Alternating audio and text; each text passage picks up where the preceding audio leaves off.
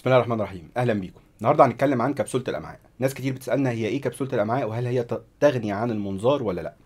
كبسوله الامعاء هي فكره ان انا بعمل كبسوله زي كبسوله الدواء، اخرها كاميرا. الكاميرا دي فيها فلاش وميض وبتصور صور، تفضل ماشيه بتصور المنطقه بتاعه الجهاز الهضمي اللي هي دخلت فيها. الكبسوله اصلا كانت معموله للامعاء الدقيقه. ليه الامعاء الدقيقه؟ لان احنا في المنظار المعده بنشوف اول 2 متر، مريء، معده، 12، وبالقولون بشوف القولون كله اللي هم اخر 2 متر، وبخش اول جزء من الامعاء الدقيقه واصوره. فعندي 6 متر في النص انا ما شفتهمش بالكبسوله او بالمنظار. ليهم منظار مخصوص، بس المنظار ده بياخد من ساعتين لثلاثة وفي ساعات 4 ساعات، لانه بيطول قوي، لاننا بنقعد نكشكش في المنظار ونكشكش في الامعاء. فبالتالي قالوا طب ما نخترع جهاز بكبسوله تصور الامعاء وهي ماشيه تصور. ببساطه هي كبسوله، العيان بيتحضر زي تحضير منظار القولون عشان ينظف الامعاء من اي براز او اي اكل موجود فيه. بعد كده بيبلع الكبسوله ويشرب معاها كوبايتين ميه عشان الكبسوله تمشي وتصور. الكبسوله بتصور جزء من المعده، بتصور جزء من الامعاء، وتفضل ماشيه ماشيه ماشيه، واما تلاقي حاجه انت كده كده في جهاز انت متركب مع المريض بيلقط الصور دي ويسجلها. اخر اليوم الكبسوله دي خلاص بتقعد مثلا بطاريتها تقعد 8 ساعات، 10 ساعات، 12 ساعه للجزء اللي وصلت له في الاخر، وتنزل مع البراز بعد كده. وناخد احنا بقى الجهاز دوت وناخد الفيديو نبتدي نحلله ونقراه ونشوفه ونشوف الحتت اللي فيها سواء نزيف او التهابات او لا قدر الله اورام.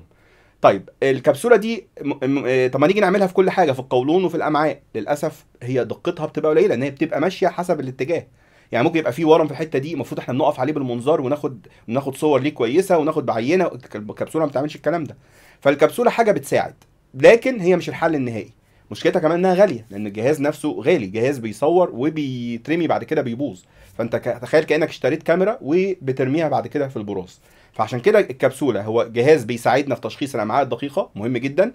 بالنسبه لتشخيص المعده والقولون اضعف، لان هو ما بيقفش على كل حته مظبوط، هو ماشي زي كانه اكل ويصور الحتت اللي بيشوفها. لما نشوف حاجه غريبه بالكبسوله ابتدي اخش بقى بالمنظار الامعاء للمنطقه اللي هو شافها غريبه دي وادور وراها. في حاجه مهمه جدا قبل ما نعمل كبسوله الامعاء، لازم نبقى عاملين مقطعيه او رنين عشان نتاكد ان مفيش ضيق في الامعاء. ليه الكلام ده مهم؟ لان لو في ضيق في الامعاء الكبسوله هتقف ناحيته ومش هتعدي، فبالتالي المريض ده هيخش جراحه عشان يضطر يشيل الكبسوله. فمهم جدا قبل ما نعمل كبسوله الامعاء نبقى عاملين مقطعيه او رنين، نبقى متاكدين ان مفيش ضيق عند المريض ده في اي منطقه في الامعاء عشان الكبسوله ما تقفش. ده مهم ولازم نبقى فاهمينه كويس قوي، لان في ناس بتخش تعمل كبسوله امعاء من غير ما تبقى عامله اشعه. طب امتى اطلب كبسوله الامعاء؟ ببساطه مريض عنده دم خفي في البراز مش عارفين سببه، عملنا منظار معده ومنظار قولون وما لقيناش حاجه. الجايد لاينز او البروتوكول بيقول تعيد منظار المعده والقولون بمناظير عاليه الوضوح هاي ديفينيشن وفيها تكبير عشان تشوف هل فعلا ما فيش في المعده والقولون حاجه ولا لا قبل ما تلجا للكبسوله. تاني حاجه تعمل اشعه مقطعيه او رنين تتاكد ان ما فيش انسداد في الامعاء او ما فيش حاجه ممكن تكون بتنزف في الامعاء. الاشعه قالت لك ما فيش، هنعمل كبسوله الامعاء. بعض العيانين فعلا بنعمل الكبسوله وما نلاقيش سبب، في ناس كده، بس هي كفكره بتدينا فكره الدنيا اخبارها ايه او المريض عنده ايه. ساعات في بعض الاحيان بيبقى عنده نسيج في المعده، شعيرات دمويه نازفه بتنزف وتخش بتنزف وتخش، فما بتبانش بمنظار المعده.